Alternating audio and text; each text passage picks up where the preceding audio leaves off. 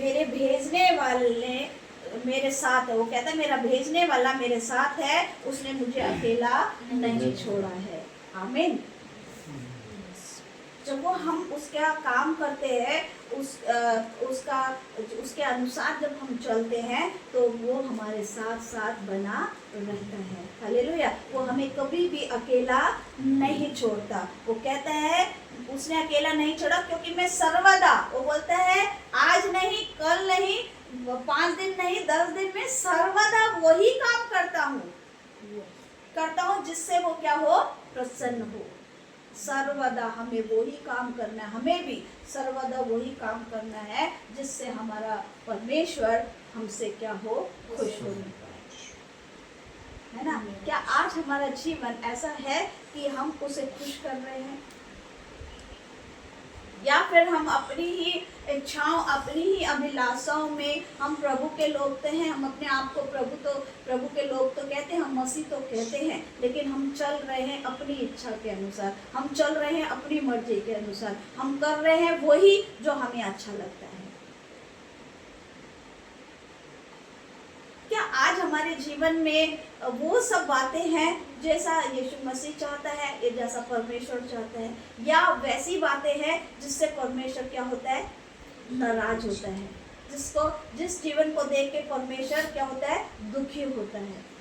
क्या आज हमारे जीवन में कुछ ऐसी बातें हैं, है ना, जैसा बहुत से लोगों के जीवन में क्या होता है, तंबाकू होता है, दारू होती है, व्यभिचार होता है ना, बहुत सी ऐसी बातें उसके जीवन में होता है। तो क्या ऐसे जीवन को रखते हुए जब हम इस संसार में रहते हैं, तो क्या परमेश्वर हमारे जीवन से खुश हो सकता है? नहीं हो सकता है।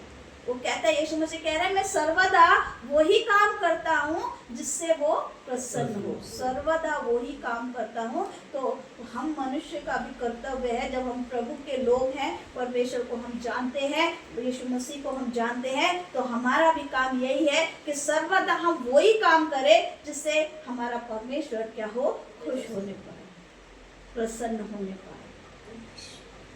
आमीन। आइए हम एक और वचन हम पढ़ेंगे, हम देखेंगे उत्पत्ति उसका 22 अध्याय उसकी 2 आयत हम पढ़ेंगे।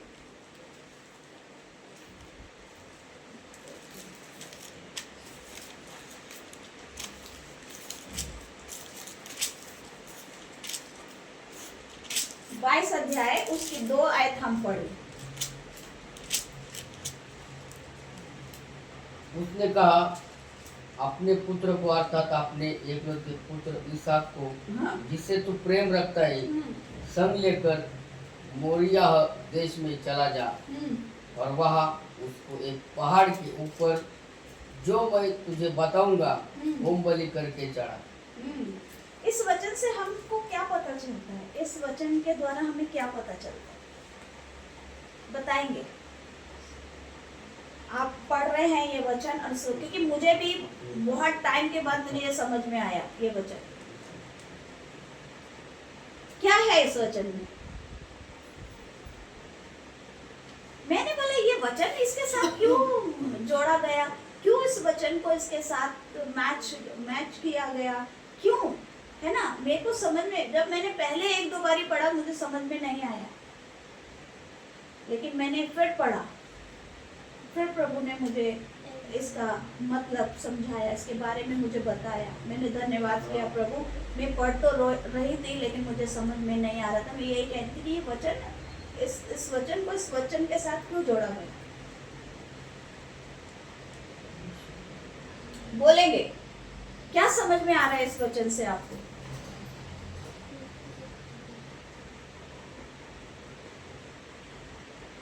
देखिए इस वचन को यहाँ पर अब्राहम को बोला, क्या बोला, जब वापस पढ़ेंगे।